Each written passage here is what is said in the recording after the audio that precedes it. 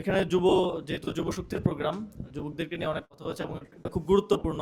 আমরা ডেমোগ্রাফিক ডিভিডেন্ডের কথা বলি, আমরা বলি এটা আমাদের অ্যাডভান্টেজ, কিন্তু এইটাকে কিভাবে অ্যাডভান্টেজ হিসেবে আসলে বাস্তবায়ন করতে হবে সেটা আমরা জানি না, বা সেটাতে আমাদের খুব একটা মনোযোগ নেই। যুব শক্তির আহ্বায়ক তিনি বললেন যে যুব ক্রীড়া মন্ত্রণালয়ে যুব নিয়ে কারো কোনো মাথা ব্যথা নেই, সবাই ক্রীড়া ক্রীড়া এবং স্পোর্টস কি হচ্ছে সেটা নিয়ে, এবং এখানে একজন স্পোর্টসম্যানকে বসানো হয় যার আসলে যুব নীতিমালা বা যুব নিয়ে কিভাবে কাজ করতে হয় এটার কোনো ধারণা নেই, বা এটা নিয়ে কোনো ইন্টারেস্টও আমরা দেখি না।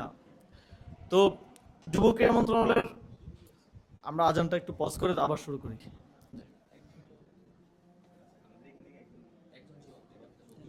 আচ্ছা, ঠিক আছে।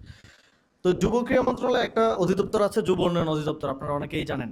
এবং যুব ক্রীড়া মন্ত্রণালয়ের যে বাজেট থাকে, গত গত অর্থ বছরে 2200 কোটি টাকা ছিল, 1700 কোটি টাকার মতো রাফলি যুব উন্নয়ন অধিদপ্তরের বাজেট ছিল আর কি। মোস্টলি বাজেটের প্রায় 65 থেকে 70% ওই অধিদপ্তরেরই থাকে, এবং এর মাধ্যমে যুবকদের বিভিন্ন ধরনের ট্রেনিং দেয়া হয়। এবং আমি যখন দায়িত্বে গেলাম তখন দেখলাম যে ট্রেনিং, মানে একটা ট্রেনিং ছিল স্মার্টফোন কিভাবে ইউজ করতে হবে সেটা শেখানো।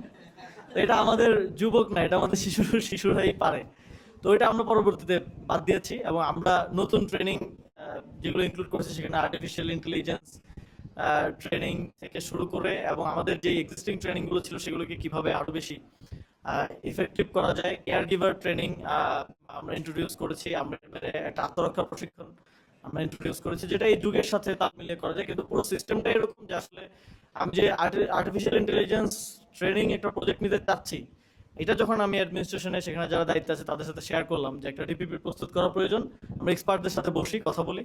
তো আর্টিফিশিয়াল ইন্টেলিজেন্স জিনিসটা তারাই বোঝেন না, মানে তারা এটাকে অন্যান্য ট্রেনিং এর মতো যে ট্রেনিং আসবে তাকে দিনে 500 টাকা 1000 টাকা দিতে হবে, এটা দিয়ে ডিপিপি বানাইছে আর কি। যে আসলে কি ট্রেনিং দেওয়া হবে, সিলেবাস কি হবে, এগুলো নিয়ে ইন্টারেস্টেড না। তো পরে আমরা বিং, তারপরে হচ্ছে এআই নিয়ে আরো যারা যে প্রতিষ্ঠানগুলো কাজ করেন তাদের সাথে, যারা আগে কাজ করেছেন বাংলাদেশি বংশোদ্ভূত অনেকেই আছেন, তাদের সাথে কথা বলে একটা সিলেবাস ঠিক করেছিলাম। জানি না এটা কন্টিনিউ করছে কিনা। তো এবং যুব উন্নয়ন অধিদপ্তরের আরেকটা অংশ আছে হচ্ছে, তারা হচ্ছে উদ্যোক্তাদেরকে নিয়ে কাজ করে। সেখানেও যথাযথ নীতিগত সহায়তার জায়গাটা খুব দুর্বল ছিল। সেখানে আমরা একটা নতুন নীতিমালা প্রণয়ন করেছিলাম গত বছর, উদ্যোক্তা উন্নয়ন নীতিমালা, এবং সেটার আন্ডারে উদ্যোক্তাদের ক্ষুদ্র ঋণ থেকে শুরু করে পুরো প্রপারলি স্টার্ট আপ ইকোসিস্টেমটাকে আরও শক্তিশালীভাবে বিল্ড করা, এটা নিয়ে ভাইরা কাজ করেন। বিল্ড করার জন্য একটা নীতিমালা তৈরি করেছি, কিন্তু সেটার বাস্তবায়নটা আরও বেশি বেশি গুরুত্বপূর্ণ। আমি জানি না সেটার বাস্তবায়ন কোন পর্যায়ে আছে। সেখানে একটা জিনিস আমার নজর কেড়েছে, যুব উন্নয়ন অধিদপ্তর একটা ঋণ দেয়, ক্ষুদ্র ঋণ, যারা হচ্ছে সেখান থেকে ট্রেনিং নেয় তারাই ঋণটা অ্যাক্সেস করতে পারেন। তো সেটা 5 লাখ টাকা সর্বোচ্চ সিলিং, 1 লাখ থেকে 5 লাখ, এবং পরবর্তীতে আমরা এটা 10 লাখ করেছি। তো ওই ঋণের ফান্ডটা শুরু হয়েছিল 100 কোটি টাকা দিয়ে, এবং এখন এই ফান্ডটা কত আছে জানেন? ওই ঋণটাই রোলিং করিয়ে, ওই ঋণের সুদ, ওই ঋণ নিয়ে যুবকরা কাজ করেছেন, নতুন উদ্যোগ শুরু করেছেন, স্টার্ট আপ শুরু করেছেন, সফল হয়েছেন, ওই ঋণ ফেরত দিয়েছেন। সেই ফান্ডটা এখন 500 কোটি টাকা হয়ে গেছে। মানে ওই 100 কোটি দিয়ে শুরু করে এটা 500 কোটি হয়েছে।